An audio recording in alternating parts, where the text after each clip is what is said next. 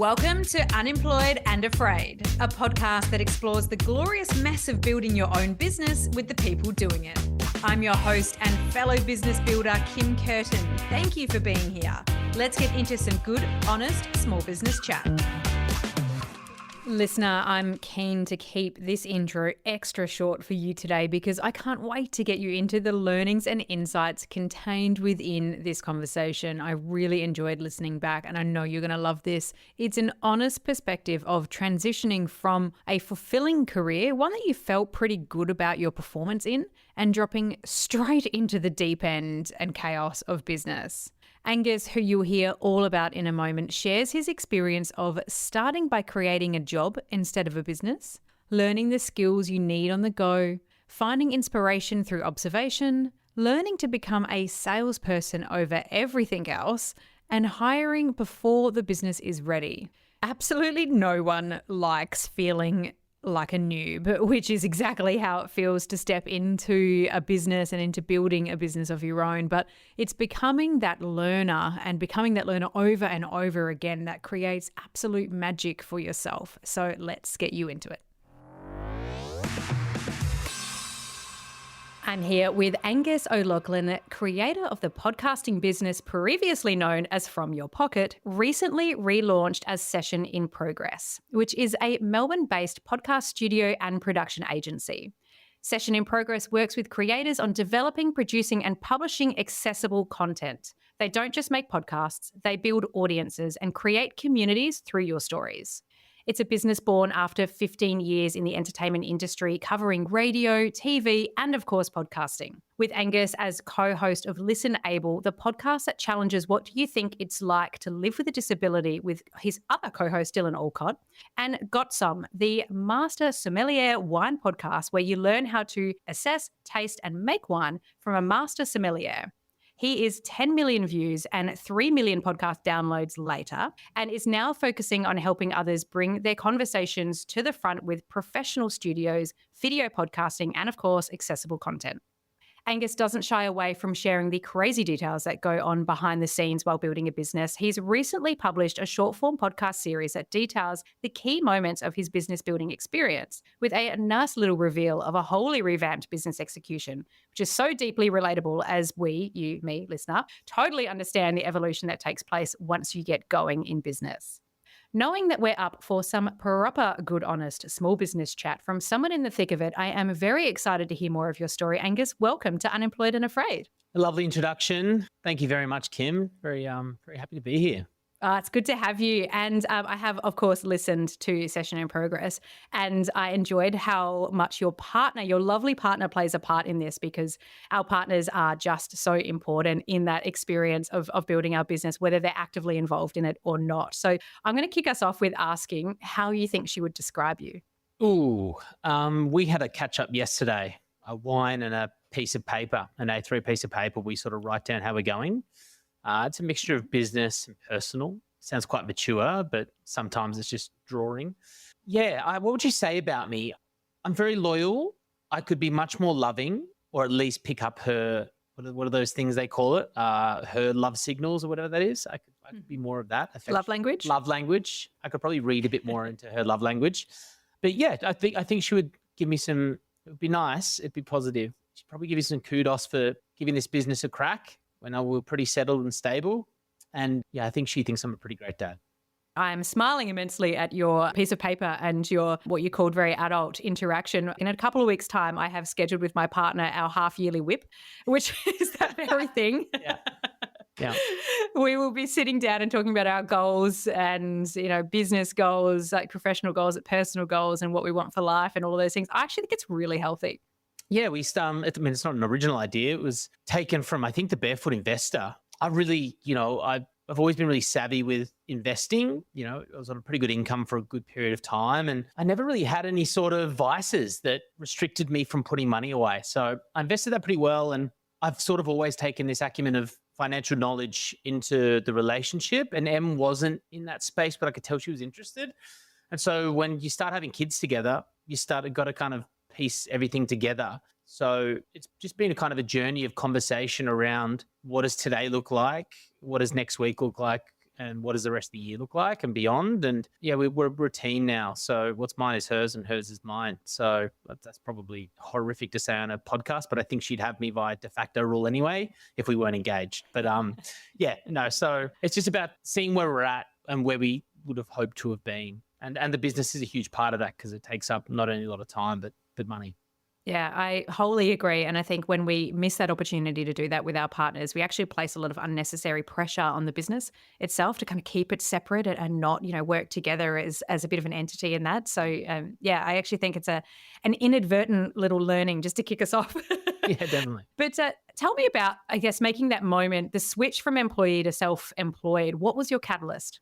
COVID, I think. I was doing I had the best shift in the world, to be perfectly honest. I had a great radio career, but my last role was I did 3 years of national breakfast at SCA, hosting it with Dylan Alcott. And that's how we launched Listen Able that we spoke about in the intro. And that shift was amazing I'd gone from breakfast radio for the majority of time or nights radio where you got a full-time job plus, you throw a lot into it. And weekend breakfast was a meeting on a Friday at like 1 o'clock till 2 o'clock. On air from 9 till 12, and then recording for an hour after that, which then I would spend an hour or so editing the content for Sunday, which is pre-recorded. So I just had all this time, and I've always loved working, and content sort of always been what I've done. So I just started to get a bit bored, especially during COVID where we couldn't leave the house. And Listen Able just became more of a passion than the radio was for me. And, I'd done 15 years on air at that point, and I was sort of already probably looking for a pivot.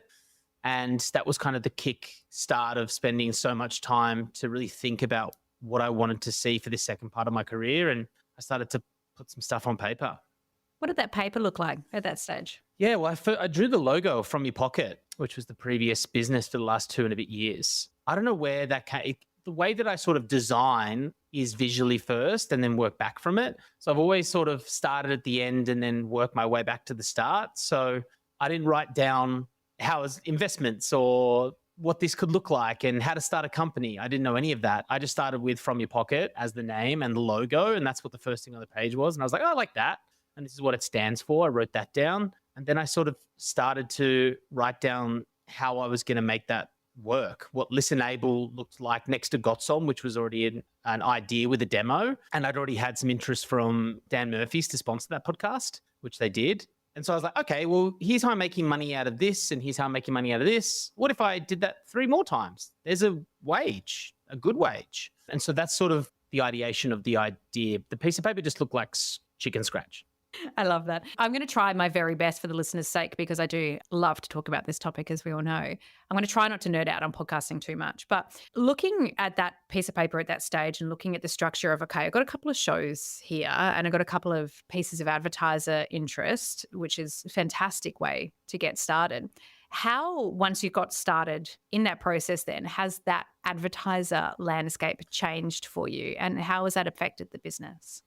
Yeah, great question. And something I think about often. I've been very lucky in that I've always had, my timing has always been right. I bought a house at the right time. The place in Adelaide boomed afterwards.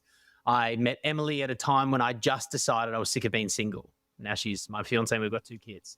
I just feel like I've been very blessed with putting myself in the right position for the timing to make sense. And that's what this was. I was about halfway through my contract. So let's say it was June. My contract for Weekend Breakfast finished at the end of the year, and I'd started to write down that piece of paper and got some I'd pitched to a listener at the time, and they just said to me, and I got a great relationship with Todders, and he just said to me, hey, mate, we're just not doing food and wine or food and drink podcasts. We've experimented with them before. It just didn't work for us. And I was like, cool. Well, I think this is good. I've demoed this to people who I think is the audience. They've actually got a lot out of it. And like people in the industry who gave me constructive feedback. Wasn't just like, yes, people around me. And anyway, so I just went out and pitched it, found a contact at Dan Murphy's, and they were like, yeah, we'll take it on for 12 months. And that doesn't happen, but that's the timing. They were looking to get into podcasting. I literally emailed the week after they'd had a conversation. The team there were amazing to work with for that first year. And the same with Listen Able. Towards the end of that year, I'd already said that I was leaving SCA, and a client came on board, like a DM'd Listen Able, which is where most of our clients came from, businesses, and said, hey, look, we're interested in doing a long partnership. And I turned that around into a substantial 3-month partnership that paid the bills for a bit. Fantastic. So tell me about then stepping into this business at that stage. So you're out there by yourself. You've got a little bit of revenue coming in. Yeah. What were your concerns at that stage, if you had any, or what was the energy behind it? I was really naive in starting the business that I could just pick it up, the business acumen, quite quick, and that hasn't been the case. I found myself really busy, starting out from, realistically September, October, starting to put it while I was still on air, starting to put some ideas together, and then, hitting the ground running from January. I realized how much it took to edit a podcast full time, then edit a second podcast that was coming out weekly with daily Instagram reels. So I was doing 7 Instagram reels per day for per week, and then Listenable. And I was creating all of the socials, the transcription, the captioning, because we're accessible, full length videos that went with the audio. And then I realized at the end of the week, I got all the work done, but I wasn't able to work on the business. I was just completely working in the business. Now, I know that's sort of terminology that I've heard a bit, but I didn't recognize that until very recently, that I shouldn't be in the business, I should be on the business. So I was working nonstop. And then once that 3-month partnership for Listenable had ended, I lifted up my head and went, oh my God, I don't have another sponsorship past this. I should have been working on this for the last 3 months, and I wasn't. I was sort of resting on the laurels of the business starting out at that point. So yeah, I learned pretty quickly that I needed to do more than just be a content creator. It's amazing, how often this happens. It's even happened to me, how we create a job for ourselves rather than create a business in those early stages. And it's kind of like a gateway drug into that actual business structure that comes along with it. It's like, okay, I'm real busy now all of a sudden, and I'm running a business, but I have just essentially created myself another full-time job, which is actually quite a scary place to be, as you described, because then all of a sudden you can look around and go, uh-oh, this isn't sustainable, and this isn't going to be easy for me. How did you redirect at that stage? Or what did your marketing look like to get yourself out there? How did you start generating a little bit more revenue? Where did you go from there? I had no marketing, like zero. I didn't have a Google ad placed, even if it was $1 a day. I wasn't doing anything in the form of marketing because I was so busy. Once I stopped doing the edit, I would just work on sales for Listenable and trying to outreach to people who had shown interest. And so I didn't have any sort of plan for the business. I was just creating podcasts. And then I get to Friday before 30 and I just upload the episode and I'd be like, cool, week done. Let's start again on Monday. It wasn't until I started to really understand that I was so far behind the 8 ball. And working in a co-working space was really helpful to see other people doing things differently. I could see other computer screens and see that these people were working on MailChimp and HubSpot. And I didn't know what the word CRM was for the first 8 months, like no idea. And still to this day, my CRM is pretty rudimentary and could do a lot more with automation. But yeah, it was just, I started on my train rides to and from home to dedicate that 45 minutes each way to learning something new about business, whether that be listening to an audiobook or whether that be watching a YouTube video. And I would start to kind of piece how I should be doing things a little bit different. And then those small incremental changes over time led to, me being able to call myself a little bit better at business. I'm not good at business, but I'm certainly better, and I'm laughable at where I was at the start of 2022. What was it like to have to switch from creating to selling? Yeah, there was a piece that I read in a book, and it said, you're not the editor, you're not the production team, you're not the boss, you're the salesperson, because nobody knows your business better than you. And it kind of hit me between the eyes that I was like, no one can sell my business and what we do better than me. I truly believe in the products that we have, and we have the analytics to show that we do have an audience that could sell to somebody. And I know the ins and outs of what's possible. So I recognize that, when a client asks you a question, I didn't need a third person to ask if that was possible. For one, I was the host of both of the shows, so I could say whether it was possible from a talent point of view. I could say from a production point of view, yeah, we can geolocate that ad.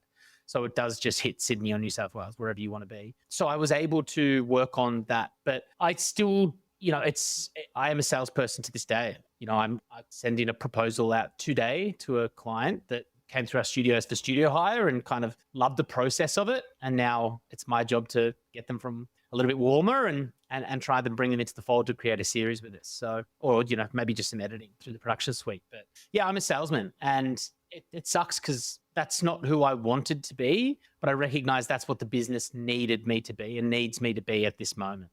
And I say it sucks to be just because I'm not nothing against people in sales. I think it's an incredible talent to authentically sell ethical products. For me, it's just not what I started this business thinking that I would do or be. And so I'm just a bit surprised that that's really the role that I need to play the biggest part in. Yeah, I think learning to love the sell is painful for all of us, even if you've been doing it. And there's nothing more intimidating than selling yourself, really, because I mean, in your business in particular, but I think for so many service-based businesses, like I've been a salesperson for years, and selling myself hurts so much. It's like I could only describe it as pain. Like it's having to write the email, having to say the words. It's like, I fucking hate this. Yeah. It's so uncomfortable and you have to force yourself to do it. And, so it's such a universal feeling that it's painful at best. Like you so want to do the work, but having to get over your ego, your fear of not being liked, of looking like a wanker, particularly in this market in Australia that's so rife with tall poppy syndrome. It's a real challenge to put yourself out there publicly or even put yourself out there privately with a client. So I can completely understand that aspect of it. How has that side of it, that ego change that so many of us experience when you do become that salesperson of yourself, you do become that frustrated business owner looking at all, learning what BAS is and doing all of that sort of shit.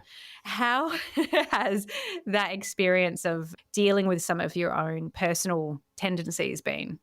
Yeah, I think once again, lucky that it happened when it did. I started a business when I was 33. It's not 23-year-old me, and I can tell this by Facebook memories, is not the same as 33-year-old me. And I started to get a kick in my later years of radio of mentoring the young producers that would come through. And I really enjoyed that. I sort of did that all the way through because, when you're hosting nights, you have the young radio announcers coming through that want to be in the shift that you are. And I did work closely with a couple of them. But, I really enjoyed the behind the scenes more than the on-air side of things towards the end of being on air full time. And I know I still host these podcasts, but that's just a skill set that I have. And so that made sense for me to sit in that seat, and I'm the cheapest talent to do it. So I don't have to pay myself, and I didn't pay myself a lot. But if I was to get somebody with my skill set into a show that I was creating, it would cost me tens of thousands of dollars. So I was the cheapest option. And so the ego side of things, if you saw me at like 27 years old, running a team of like 8 people in Sydney, doing nights radio, chatting to these big celebs, I did have that ego, and I did, but not in the form of, I'm really sort of like reflective on being sort of proud of that ego because I needed it to shield myself from bad ratings. And when you're getting rated across 56 radio stations, you have good books and you have bad books, but I needed that to protect myself from tens of thousands of tweets some nights coming through of people who wanted to win Justin Bieber tickets or whatever. And they're all going, when they lose, you're a fucking idiot. I'm going to find you. You're the worst. I only listen to Smallsy. And so you needed to have some level of protection. And that's what ego was for me, was putting a wall up to protect myself to go, no, I am hosting a cool show. I am good at this job. I do have a great team who love working with me. F you back. Now, I necessarily wouldn't tweet that all the time, but that's where that ego came from. So it dulled out over time when I just recognized that my priority was my friendship and family. And so recognizing that, I think, was a big part of my personal development. And then your ego gets crushed when you recognize how bad you are at business. When you thought you would be like a duck to water in this world, I recognized I really wasn't. And that was a bit of a hit to the ego of what I expected to be starting a business. Yeah. Ego in the traditional sense is a very useful tool sometimes to be able to separate yourself from the work that you do. But yeah, then when you have to put yourself out there in new ways, feeling totally out of depth, it's a really challenging thing. It does break you down internally very quickly. And yeah, selling yourself and getting crickets is brutal. It's really hard. What has been your experience like getting the business to a phase where you recognized you needed to bring someone else in, an employee in to help you manage that? Talk to me a little bit about that process and the experience and how it's changed things for you. Accidental hire. So Amelia Stamos is our full-time producer. She was actually our producer at radio, on our weekend show. So she came through as a intern through the Fox. And like I kind of alluded to, I loved mentoring people who were into it. And she was interested in radio and she wanted to be better. And sometimes I'd had a lot of producers that would come through that thought they would be better served behind the microphone. And those are not great producers, people who are just looking for the in to get on air. And you'd see a lot of those people. And Amelia just shied away from the microphone and wanted to make great behind the scenes work.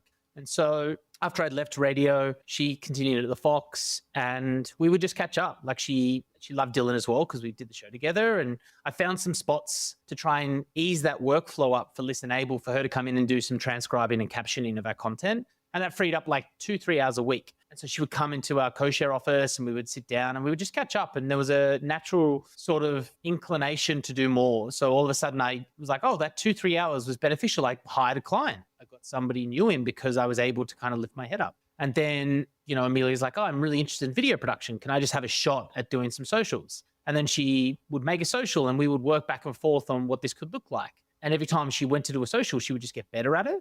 And I was like, oh, that's really interesting. And then after probably a month, I was probably paying her like 10 or 15 hours a week. And then Amelia just said, why don't you just take me on full time?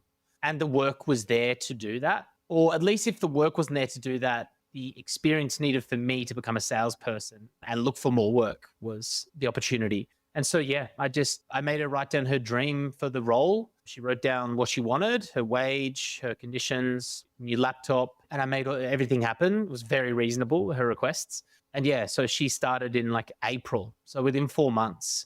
But I'd spoke to friends who had businesses and I told them the conditions of what she would be starting with. And they said it would be a detriment to your business not to hire her for what she can help the business become. So yeah, she's been here the last 2 years. She's got a pay rise every year. She gets a pay rise next month. And the development of her is probably the proudest thing in the whole business. She's better at video editing than I am. And I came into it with a fair bit of experience.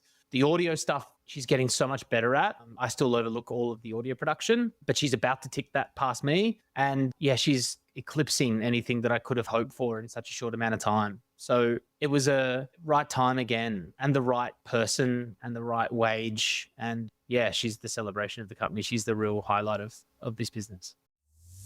There are two truths about us business owners that both me and our incredible show partner Card Dog Gift know to be true. The first one is that we are some of the most generous humans on the planet. Maybe that's because we regularly have to push ourselves into uncomfortable spaces, learn to problem solve like crazy, and through all of that we realise how impactful the generosity of others is. Whether that's people who've supported us directly through free advice and guidance, or indirectly by sharing their story and learnings on this pod. The second thing I know is we're also often stretched on time and headspace. So whether you struggle to find the perfect gift for your friends and family, have a last minute special occasion that you're not feeling ready for, or want to say thank you to your clients, team members or support team and still make it personal, Card.gift have got you, and here is how.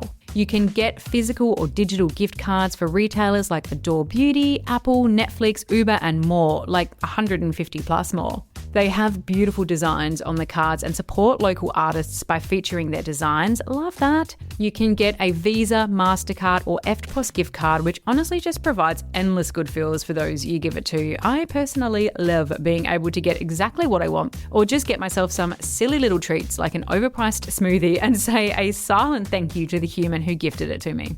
And you can even get hyper personal with them with a custom photo, a heartfelt message, or even a video message. And lastly, Card.gift are the loveliest of teams. From their co-founder Nick to their marketing team of Lexi and Tash down in Melbourne, they're hardworking and care about what they do, and I value their support of this show so much as it helps me to keep supporting you to thrive. So next time you're being generous, type Card.gift into Google and thank me later. How did that change things for you in terms of the ability to forecast what's coming in, the unknowns, the responsibility that you then have for another individual and their livelihood? And I think that's something that's quite terrifying, like quite deeply terrifying for a lot of business owners. But I'm interested in your experience of how it felt for you and how you've managed through it to be able to keep your eyes on growing the business and changing. Kim, I suck at business. I don't forecast.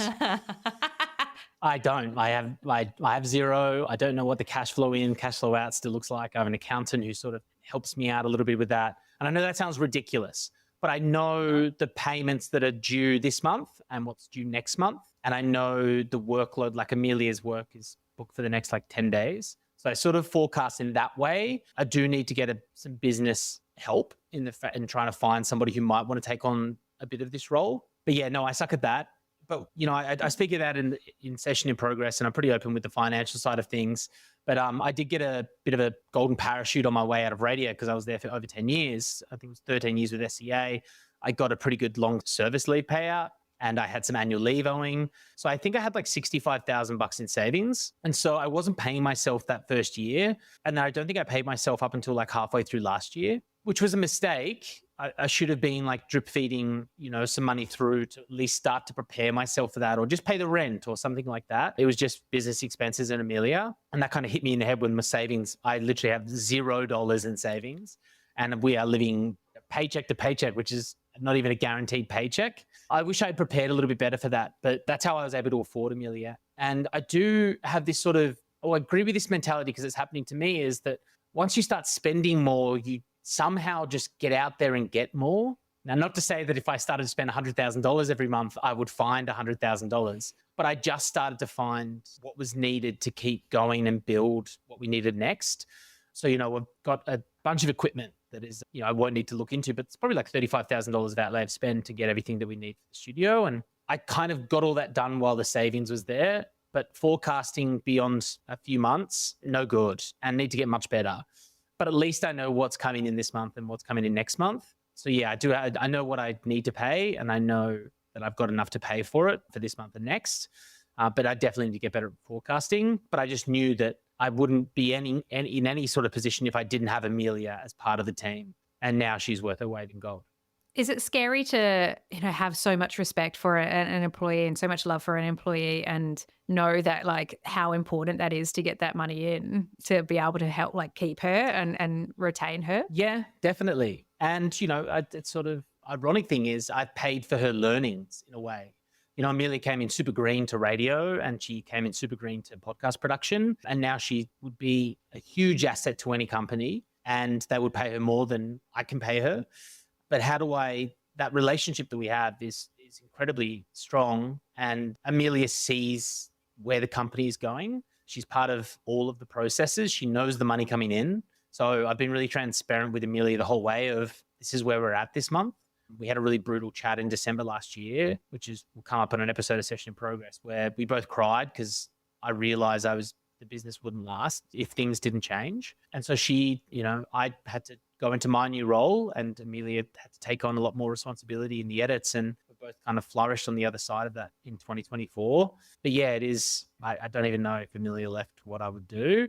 Be proud of her next step, of course, and encouraging. But yeah, there's been a huge growth there. And for me, just fostering that relationship and still being that mentor to her, now moving into content creation and how to pitch ideas, how to come up with ideas, and why this should be moved here and why that should be the choice for this reel is our next step together.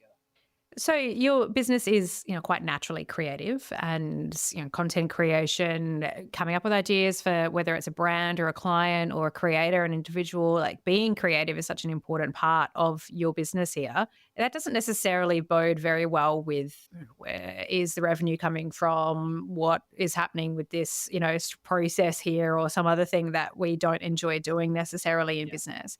So how do you manage and support yourself through that experience and that tension to be able to show up creatively? I don't do as good a job as I could.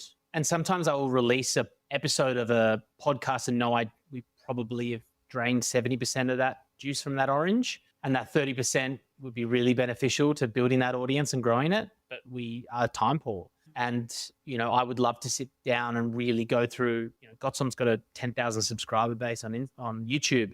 And I know we could make better content and really, I listened to a Mr. Beast podcast the other day, and he's a different beast, ironically. But, the stuff that he does, A/B testing and, working through different thumbnails and working through different titles. And here's the reason why they chose this color for this, and the mood and what that does for our psyche. I wish I had time to sit down and really get into that creative because I would really enjoy it. but we've got an episode coming out Friday that we're starting edits tomorrow on. So it's just a bit time precious. And then we also do 5 clients at the moment with podcasts with us that are in edit, and they're our priority. So yeah, it's really tough to foster creativity when you're in this role. And some days, my partner, Emily, her family's in Sydney, and I had this huge week 2 weeks ago, and Em just said, should I just go to Sydney? And I was like, I would actually love it if you went to Sydney. And I just came in and knocked out 12, 13-hour days. Unhealthy relationship with work.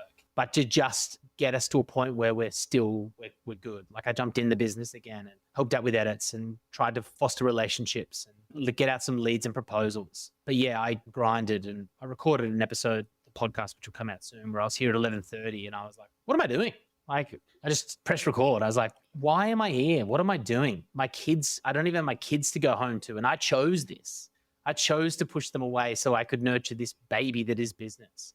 So I do find myself at my creativity is the reason that we get work in, but sometimes I'm not able to foster that for myself personally, and also to the neglect of our own products in-house sometimes. Sometimes I can rest on the laurels of the existing audience.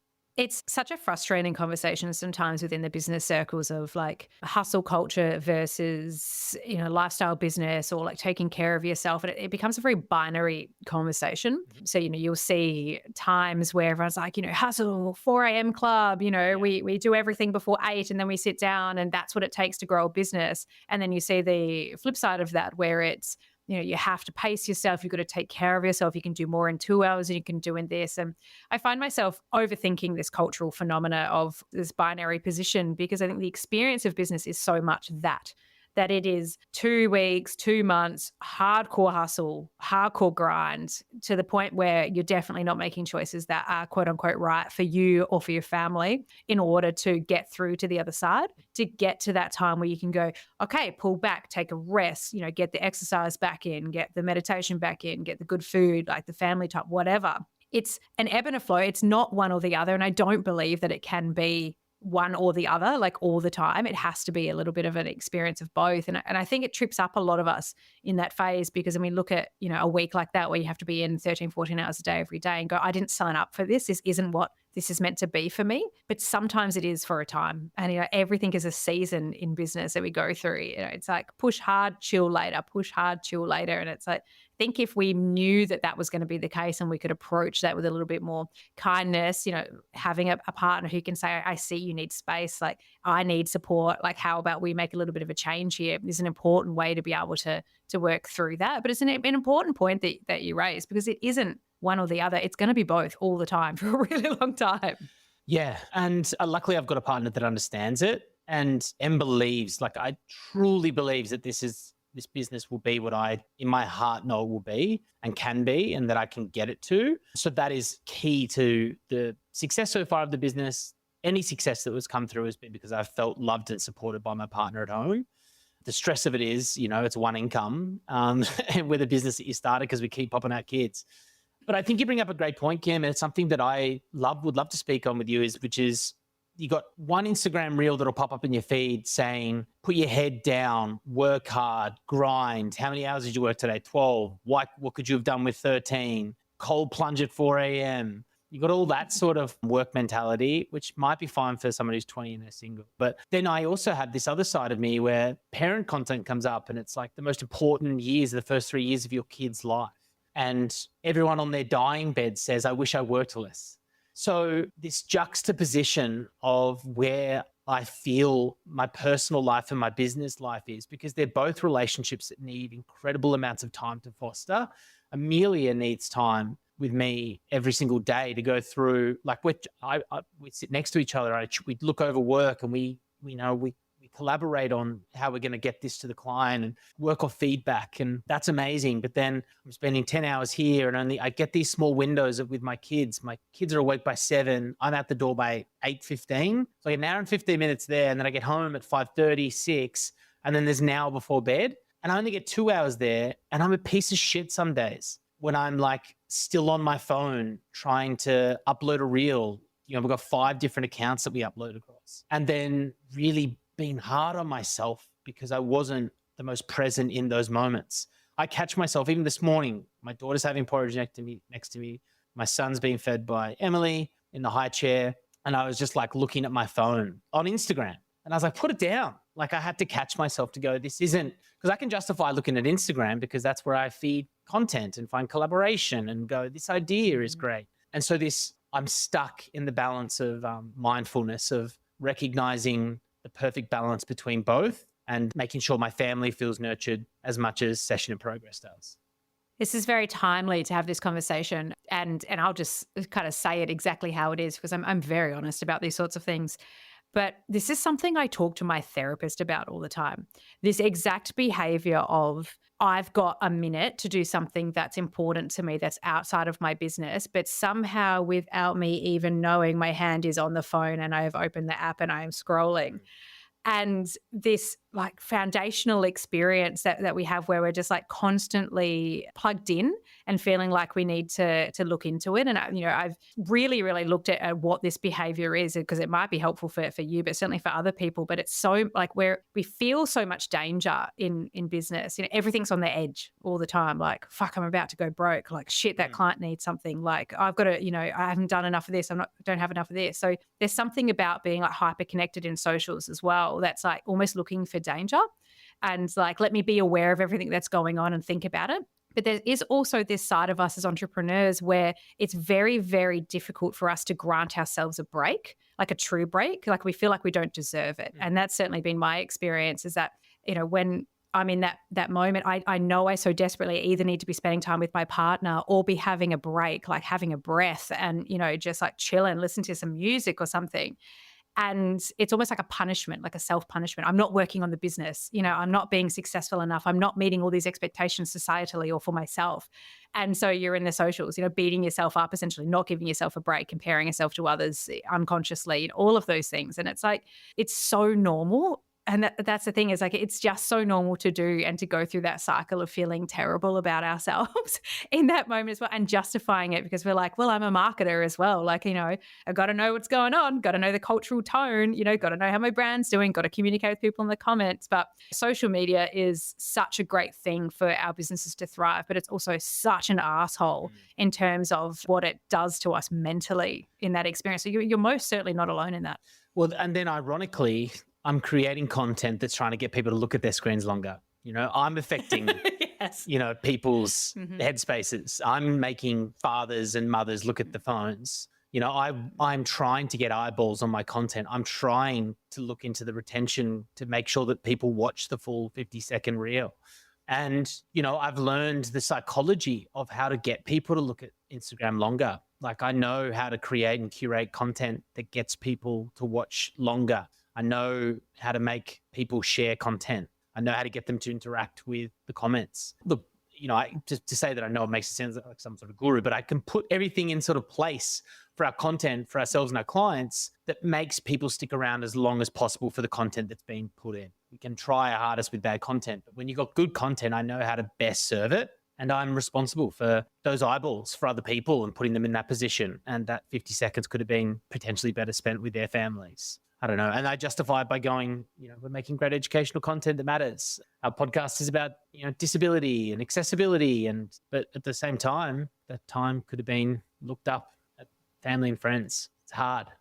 Yeah, it is very hard. And, I take some comfort in knowing that there are people much smarter than all of us designing these very apps to be the most engaging as they possibly can be. And us as humans, we haven't really evolved much past the way we were created in terms of the way our brain works. We haven't evolved very much. So that, it's like keeping ourselves safe and sense of, community and all of those things play into this. So yeah, it's a frustrating experience that I think a lot of people would have. And that inability to switch off in business is so real. Like you think you're going to have more time. You think you're going to have more flexibility in your life to be working for yourself. And the fact is you actually get none. You get no breaks, no mental breaks whatsoever. Has there been anything that you have done for yourself, that you've shown yourself through the journey so far, though, that has allowed you to give yourself a bit of a break every now and then? I don't think so. Even when we spoke previously, I was in Noosa on a family holiday, but I'd still justified that trip by booking 4 hours a day, 3 to 4 hours a day with time spent on work just to make myself feel better about the holiday. Isn't that weird? But also the business wasn't in a position that I could step away from it for the point of time, I look forward to switching off. So don't get me wrong. I'm not like, I wait for the day that the automation and structures are in their place that I can just go and have a week or two away. At the moment, it's just not in that position. I'm okay with that because I do forecast my own life to see a sunnier disposition. But yeah, I can't switch off. And sometimes I don't want to because I love thinking about business. I like thinking about how I can make this new brand that we launched better. I love getting in and fixing up little mistakes that I pick up across language or tech mistakes, or going back in and re-editing a podcast because I listened to it while I was in the gym and the experience was different to listening to it in the studio, and going, oh, this didn't actually translate, and I'll just go in and edit it and re-upload it. So I enjoy it as well. So yeah, one day, Kim, one day I will have a holiday that will be a non-email holiday, but I've never, to answer your question succinctly, I've never put on a out of office. An experience I think many of us will understand it. It's just going to be like that for some years for many of us. But you mentioned there the revamp and the reposition of the business as session in progress, which I mentioned up front. Why the pivot, and how has it been, and how have you managed the change experience, both from an investment perspective and also just recentering the business? I got lucky with meeting Studio White Noise. They did our rebrand. They're in the offices here. And we formed a friendship first, just being around each other. And like Amelia's friends with the young girls on the team, and I was friends with the founders of their team. And that sort of like-mindedness in understanding where people are at in their journey. And then they came and booked a podcast series, a paid series of 10 episodes, which is releasing at the moment. And then the idea of them wanting to extend past those first 10 episodes was there. And they sort of put it to me, would you do a sweat equity deal? It wasn't even a rebrand. We'll pressure test your brand from your pocket. Your Canvas sketch for a logo is terrible. We can do better. And we would love to work on that. And also for them, it was like working on a podcast studio, and production hub was different helped expand the scope of work they were doing outside of property, which was their main pillar of business. So that just worked. And I loved the process of branding, and I realized how bad my brand was, embarrassingly so. Like, I didn't realize that the language about the inconsistency of the language we were using, the inconsistency of the imagery we were using. I had like 7 different fonts across all of our bits and pieces, like across our socials, our website, our podcasts. And I would use one terminology here, one terminology there. There was no consistency across the language. And so I really lent into letting them just do what they would do as professionals. And they came to me with Session in Progress. It made sense. I wasn't strong enough to understand that I wasn't getting the brand of From Your Pocket across. The idea of From Your Pocket was that everything that we create is available from your phone, and majority of podcast listening is in the pocket. I wasn't smart enough to get that branding out, and I didn't have enough time to lift my head to do that. And so a professional team came in, and I love the way Session in Progress looks and sounds. And, we're about to launch our studio as well. And so it all intertwines with Session in Progress. So typography, the color scheme, its intent is all lovely and cohesive, whereas From Your Pocket wasn't. It's one of those journeys, in particular. I'm a huge brand nerd and I love this stuff. And even being a brand nerd, trying to deal with developing your own brand is painful at best. Like, it's really, really challenging. So it's quite a gift to have a look at that and get that perspective, and also not be afraid to change and not to worry about, there's a sunk cost fallacy in whatever you create at the beginning of your business that can carry you on for way, way, way too long with the same thing. So to be able to push past that's really quite a credit to get something new out there. So here we are. You're facing now then the studio launch, the rebrand launch. Things are happening. You've got your team around you. Things are growing. What's keeping you up at night at the moment? Just money. The studio is costing a lot of money. And to the point that I can't even get the studio to the point that our designer wanted it, because I didn't have the funds to get it across. There was a point where a table was going to cost me $21,000. And I was like, I'm going to have to put my hand up and say, I can't afford that. That's a lot. Yeah, that's a lot. I mean, nobody said there's not a lot, but my designer what's this table? Is it like... It's a custom-made burl veneer table of a design, and it was beautiful. But the justification of that spend could be, this is going to be seen by millions of eyeballs, and they'll be going, this space is considered and beautiful because it was part of the bigger picture, and very deliberate. But money is the biggest problem, and just making sure, trying to get over Emily said this, my partner, the other day. I'm always talking about the next hump. We just got to get over this. And, it was just getting over the new roles at the start of the year, me working on the business, not in it. And that was that hump. And now the next hump was finding the next couple of clients, got that. And the next hump is getting the studio launched. Next hump is the rebrand. I just seem to be going up and down, and money is the only thing that keeps me up, and just being able to pay myself. I'm very transparent with my money. We are so close to the edge every single month. It's ridiculous. But I also have point out the privilege of being, I own an investment property. So I'm asset rich and cash poor. We've got supportive families that would never let us be homeless. But the ego of me and the pride of me wants me to run this myself. I don't want to ask for a handout. I just want to maybe a hand up from other people who can help in the business. But just finances is really the only thing that I struggle with, trying to get a consistent cash flow every month and consistent pillars, trying to find benchmark clients that are consistent month to month rather than buying 10 episode series. So I'm starting to get that sort of retainer idea just so I can have that base level of cost. And that's where I'm at the moment. We're there, but it's just so not consistent to get to. I know how much we need just to pay for the business, the rent, the lights, the internet, the equipment, all of that stuff and Amelia. But then I also need myself. So that's the thing. I'm sure it's no surprise to most businesses, but just finding consistent money is the most difficult. And it's hard as well when my biggest thing that I keep myself up at night is I look at other businesses, like we just do really good work. And I just want to shake myself and just go, we're really good at what we do. And our clients love working with us and we make great products and it's just good. And up until this rebrand, really, I've been able to convey that out, that this is our output and this is our cost and this is how it makes sense. If you break it down into this, I don't know, I've just got to get better at that. I'm a guy who likes to be on the mic, but behind the mic. But once again, I guess my email signature shouldn't say studio director. It should probably just say salesman. Absolutely. There's a lot of power in owning that director role, the managing director role, the founder role, the person that's, seeing this business forward, and not an easy jump when you are somebody so passionate about the creative and about the product that you're making as well. I think there's plenty of people that can relate to that in a service-based industry. Well, you constantly share a lot of really important insight about the experience of building a business, which is so, so, so valuable to so many people out there. As you know, as we talked about before, this podcast is all about keeping people in business because the statistics around this are awful.